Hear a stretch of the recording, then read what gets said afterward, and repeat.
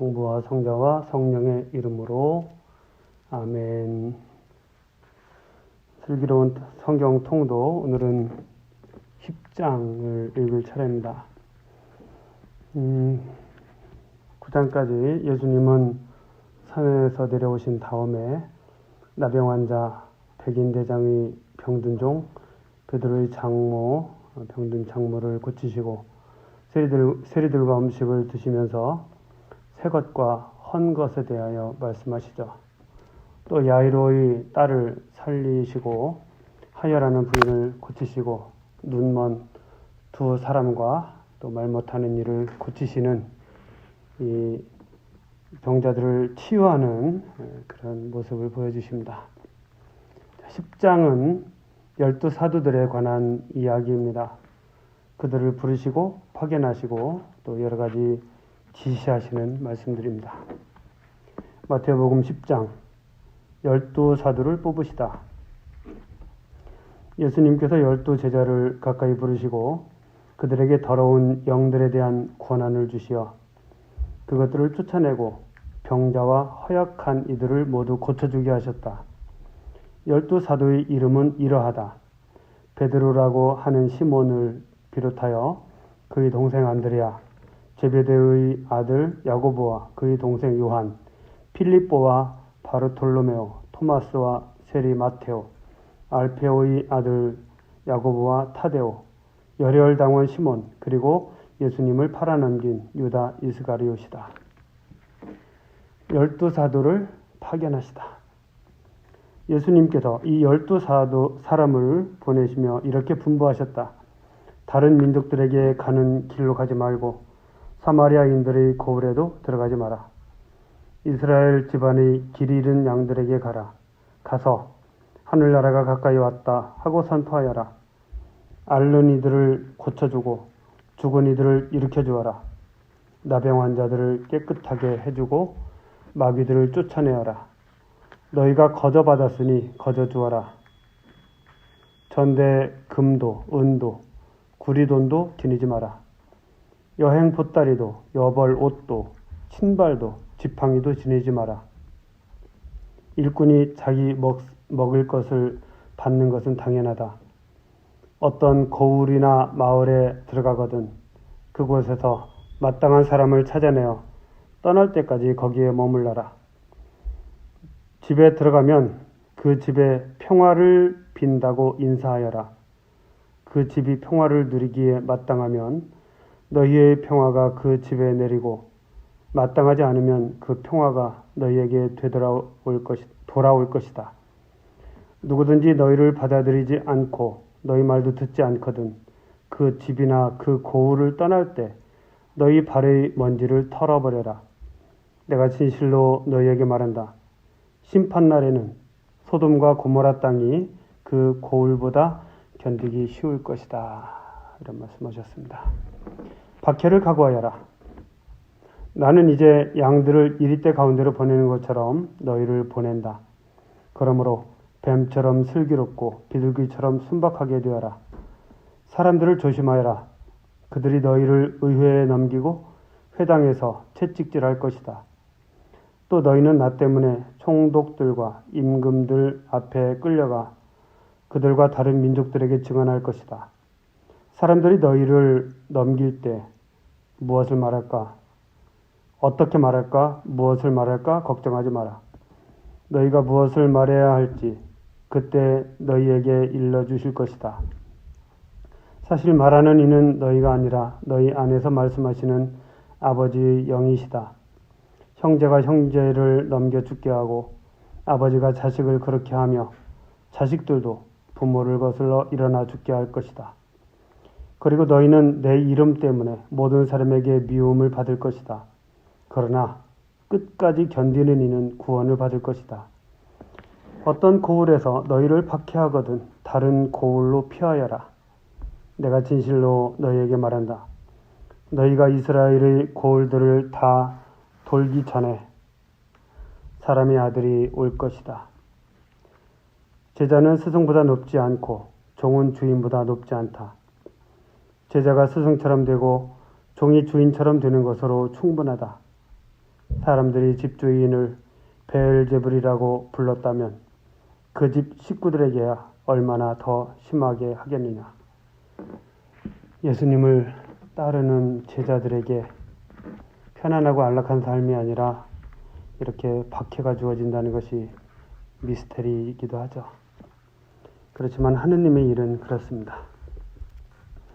두려워하지 말고 복음을 선포하여라. 그러니 너희는 그들을 두려워하지 마라. 숨겨진 것은 드러나기 마련이고 감추어진 것은 알려지기 마련이다. 내가 너희에게 어두운 데서 말하는 것을 너희는 밝은 데서 말하여라. 너희가 귓속말로 들은 것을 지붕 위에서 선포하여라. 육신은 죽여도 영혼은 죽이지 못하는 자들을 두려워하지 마라. 오히려 영혼도 육신도 지옥에서 멸망시키실 수 있는 분을 두려워하여라. 참새 2마리가 한 잎에 팔리지 않느냐? 그러나 그 가운데 한 마리도 너희 아버지의 허락 없이는 땅에 떨어지지 않는다. 그분께서는 너희의 머리카락까지 다 세워두셨다. 그러니 두려워하지 마라. 너희는 수많은 참새보다 더 귀하다. 그러므로 누구든지 사람들 앞에서 나를 안다고 증언하면 나도 하늘에 계신 내 아버지 앞에서 그를 안다고 증언할 것이다. 그러나 누구든지 사람들 앞에서 나를 모른다고 하면 나도 하늘에 계신 내 아버지 앞에서 그를 모른다고 할 것이다. 참 놀라운 말씀이죠. 박해에 대해서 말씀하시면서 두려워하지 말라고 뒤에 바로 당신이 있다고 항상 말씀하십니다. 분열을 일으키러 왔다. 내가 세상에 평화를 주러 왔다고 생각하지 마라. 평화가 아니라 칼을 주러 왔다. 나는 아들이 아버지와 딸이 어머니와 며느리가 시어머니와 갈라서게 하려고 왔다. 집안 식구가 바로 원수가 된다. 아마 박해시대 때 이런 느낌들 많이 받았을 것 같아요. 버림과 따름. 아버지나 어머니를 나보다 더 사랑하는 사람은 나에게 합당하지 않다. 아들이나 딸을 나보다 더 사랑하는 사람도 나에게 합당하지 않다. 또 제 십자가를 지고 나를 따르지 않는 사람도 나에게 합당하지 않다. 제 목숨을 얻으려는 사람은 목숨을 잃고 나 때문에 제 목숨을 잃는 사람은 목숨을 얻을 것이다. 참 합당하지 않다는 말이 아주 좀 많이 걸리네요. 하여튼 용기를 내야죠. 너희를 받아들이는 이들이 받을 상. 너희를 받아들이는 이는 나를 받아들이는 사람이고 나를 받아들이는 이는 나를 보내신 분을 받아들이는 사람이다. 예언자를 예언자라서 받아들이는 이는 예언자가 받을 상을 받을 것이고 의인을 의인이라서 받아들이는 이는 의인이 받을 상을 받을 것이다. 내가 진실로 너희에게 말한다. 이 작은 이들 가운데 한 사람에게 그가 제자라서 시원한 물 한 잔이라도 마시게 하는 이는 자기가 받을 상을 결코 잃지 않을 것이다. 11장입니다.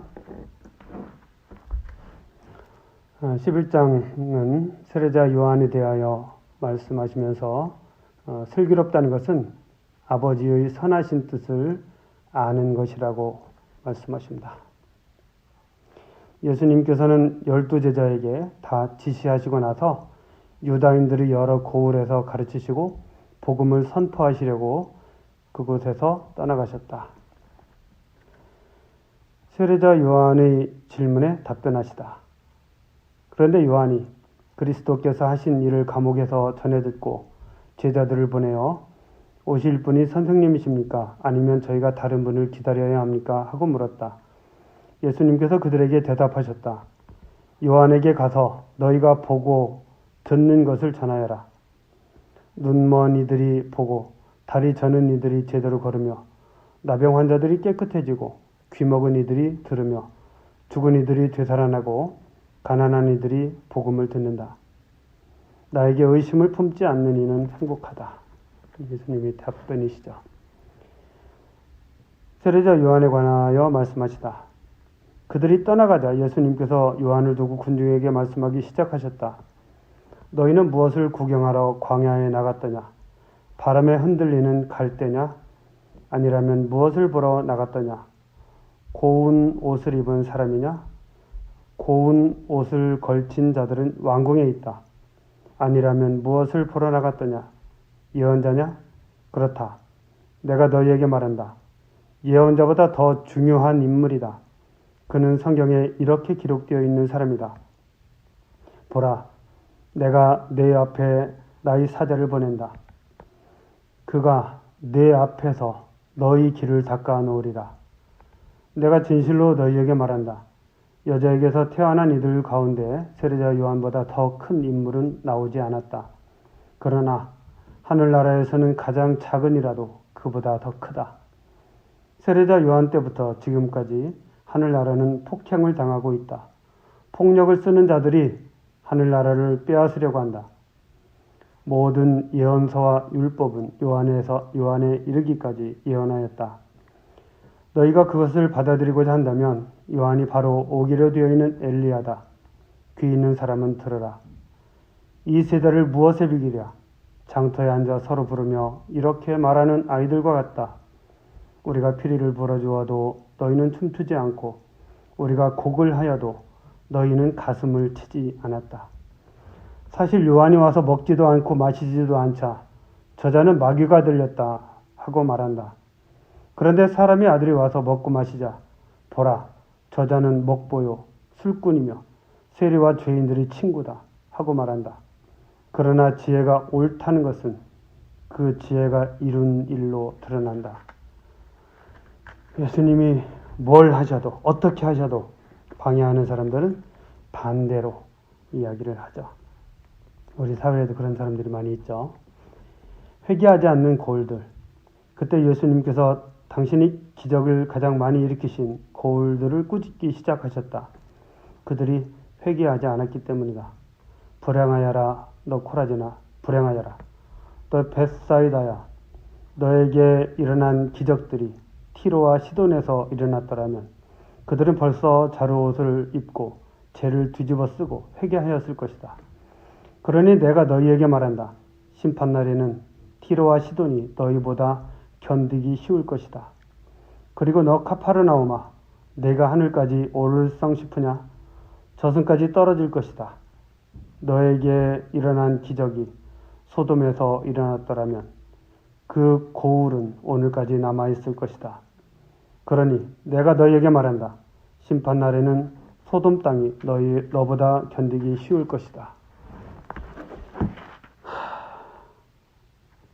잘 새겨들어야 됩니다. 오늘 우리에게 일어나는 일들도 놀라우신 하느님의 기적이죠.